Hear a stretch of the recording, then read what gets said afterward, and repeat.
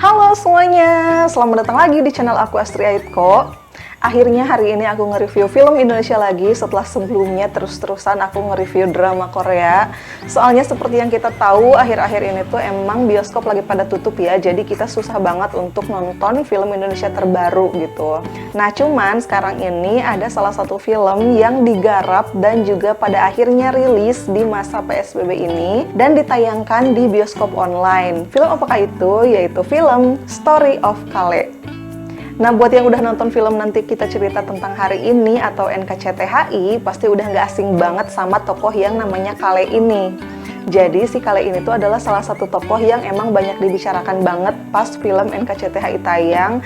Soalnya dia itu kayaknya tokoh yang banyak dijumpai sama orang-orang di kehidupan sehari-hari gitu, khususnya oleh para cewek-cewek. Kale ini tuh tokoh bad boy yang kayak nge-PHP-in si Awan gitulah. Nah, pada akhirnya sekarang dibikin spin-off-nya dengan judul Story of Kale. Jadi kita bisa tahu gimana kehidupan si Kale sebelum terjadi film NKCTHI ini gitu. Dan kita juga bisa tahu pengalaman apa aja yang didapat si Kale sehingga pada akhirnya karakter dia seperti yang kita lihat di film NKCTHI.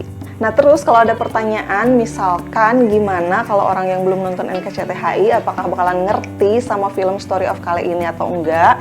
Menurut aku sih tetap bisa ngikutin, soalnya cerita yang disajikan di Story of Kale ini tuh relate sama banyak hubungan mungkin, dan akhir-akhir ini tuh lagi booming banget dibicarain, yaitu tentang toxic relationship. Jadi kita langsung aja ngebahas filmnya. Nah seperti halnya di NKCTHI, di Story of Kale ini juga Angga Dwi Masa Songko sebagai sutradaranya menampilkan cerita dengan alur maju mundur gitu. Dan kayaknya teknik ini tuh emang cocok dipakai untuk film Story of Kale, soalnya kalau nggak pakai teknik ini kayaknya filmnya bakalan ngebosenin. Nah kenapa bisa ngebosenin? Soalnya sekitar 85% adegan di film ini tuh cuman diperankan oleh dua orang, yaitu oleh Dinda dan juga Kale. Dinda diperankan sama Aureli dan Kalenya diperankan sama Ardhito Pramono tentunya. Selain mereka berdua yang berperan di film ini tuh cuman personil band Arah dan satu tokoh lainnya gitu. Jadi pokoknya dikit banget, terlihat banget bahwa ini tuh film PSBB. Pokoknya ini tuh minim aktor banget, minim tempat, tapi Angga Dwi Masa Songko dan juga kru lain itu berhasil mengeksplor tempat yang sedikit itu sehingga penonton gak ngerasa bosen gitu. Nah jadi secara keseluruhan di film ini tuh pokoknya ngebahas tentang si Kale yang bucin, terus berlanjut jadi si Kale yang toksik, dan juga pada akhirnya jadi bad boy gitu. Nah sebenarnya di awal tayang film ini udah dikasih warning buat orang-orang yang mungkin punya trauma dengan hubungan yang toksik gitu tuh mungkin bakalan mengorek luka-luka masa lalu tentang sebuah hubungan gitu, karena memang di sini tuh diperlihatkan bagaimana hubungan itu yang benar-benar nggak sehat banget. Jadi ada adegan kasarnya, terus juga kayak gaslighting gitu, terus yang manipulatif, pokoknya hubungannya itu emang benar-benar nggak sehat dan mengakibatkan satu sama lain itu tersiksa gitu. Nah dengan pemain yang sedikit terus juga tempatnya yang nggak terlalu banyak, ini tuh memang film yang bener-bener ngandelin naskahnya. Kalau naskahnya jelek, ini tuh filmnya pasti bakalan ngebosenin banget. Cuman menurut aku naskah yang ada di film ini tuh emang bagus sih. Ini tuh naskahnya ditulis oleh Angga Dwi Masa Songko dan juga M. Irfan Ramli. Jadi naskahnya itu meskipun secara tema ya memang cuman menceritakan tentang masa lalu si Kale yang ada di hubungan yang toksik gitu, tapi benar-benar dieksplor banget gitu dari berbagai sisi, baik itu dari sisi si Kalenya sendiri maupun dari sisi si ceweknya, termasuk bagaimana ketika mereka berdua yang punya masa lalu masing-masing itu bertemu, apa yang akan terjadi gitu. Terus dari naskahnya sendiri ini tuh bisa terlihat bahwa semua adegan atau semua kejadian yang ada di film ini tuh memang punya alasannya sendiri. Jadi kayak nggak ada celah untuk kita mempertanyakan kenapa bisa terjadi kayak gitu atau kenapa sifat si satu tokoh ini tuh bisa kayak gitu. Mereka tuh benar-benar punya alasannya masing-masing. Bahkan mungkin kalau kita ada dalam hubungan yang seperti itu, kita sebagai korban atau kita sebagai pelaku itu nggak nyadar kalau itu tuh toksik gitu, karena memang semuanya itu punya alasannya gitu. Nah, kalau misalkan di antara para tokoh ini tuh belum sembuh, pasti bakalan terjadi hal-hal kayak gini. Jadi, menurut aku ini penulisnya itu emang peka melihat dari sisi korban maupun pelaku gitu.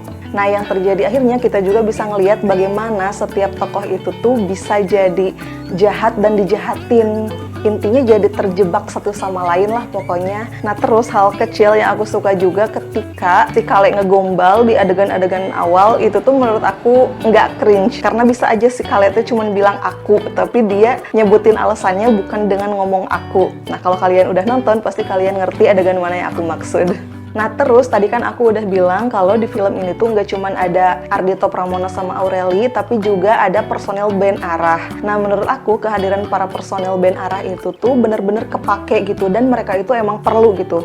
Bukan cuman untuk bikin filmnya nggak membosankan, tapi juga emang si para personel ini tuh jadi salah satu alasan untuk membuat hubungan si Kale dengan pacarnya itu seperti yang kita lihat di film. Dan yang aku suka juga, personel band Arah itu salah satunya misalkan si Kak Hanum itu tuh emang merespon kejadian yang ia lihat tentang hubungan si Dinda ini. Misalkan ketika si Dinda ini tuh dikasarin, mereka itu selalu ada di waktu itu, dan adegannya pun emang mungkin banget terjadi ketika si Kak Hanum pengen nolongin orang yang ada di hubungan yang toksik, tapi si Dinda ini tuh bilang ke Kak Hanum kalau dia bisa menyelesaikannya sendiri. Dan padahal nggak selesai-selesai juga gitu. Nah cuman jujur kalau aku pribadi dengan konsep yang kayak gini, yang emang tokohnya cuman sedikit, terus tempat-tempat yang dipakainya juga sedikit, dengan dialog yang panjang kayak gini, kalau aku pribadi jujur lebih suka konsep kayak gini tuh aku lihat dalam bentuk cerpen gitu, bukan film. Kalau film aku lebih suka yang emang dinamis, yang banyak adegan. Pokoknya kalau dibandingin sama NKCTHI, mungkin film ini tuh agak lumayan jauh sih, aku lebih suka yang NKCTHI dibanding Story of Kale ini. Tapi emang mungkin karena keterbatasan era ini juga sih.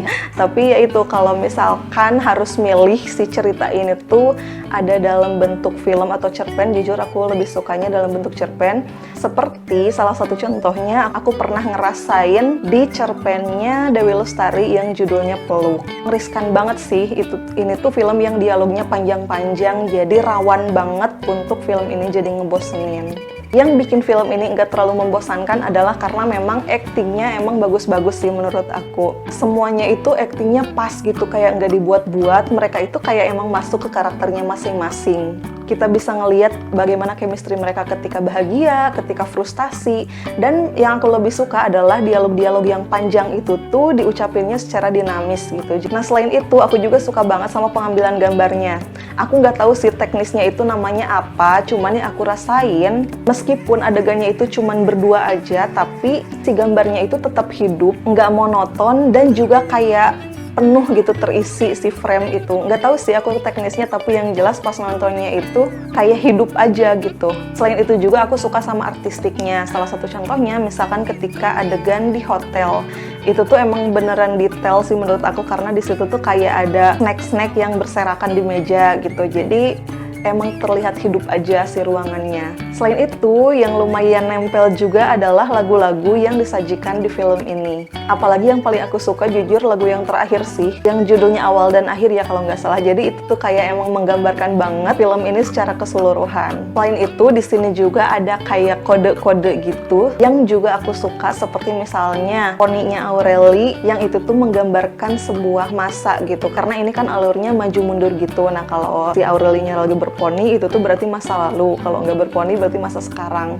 Itu kan hal kecil ya, tapi itu detail dan jadinya nggak bikin si penonton bingung gitu. Selain itu, yang terakhir yang paling aku suka adalah isyarat yang digambarkan dengan adegan si Ardhito ngebuka pintu dan nutup lagi. Itu tuh ada di scene terakhir, yang itu tuh kayak menggambarkan bagaimana si Kale pada akhirnya menerima sebuah keputusan yang mereka ambil gitu.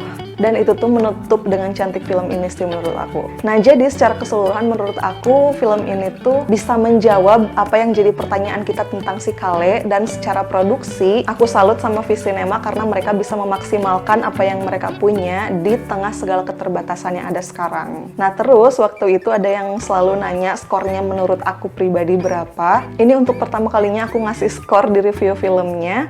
Dan menurut aku pribadi skornya itu 7,8 sih dari 10. Nah aku pengen tahu juga dong menurut kalian yang udah nonton, apakah kalian suka dan puas dengan hasil film Story of Kale ini atau enggak? Coba share di kolom komentar ya, ntar pasti bakalan aku baca. Oke, kayak gitu aja untuk video kali ini. Semoga akan lebih banyak lagi film Indonesia baru yang rilis yang bisa kita tonton meskipun kita nggak bisa ke bioskop. Makasih udah nonton video ini, sampai ketemu lagi ya. Dah!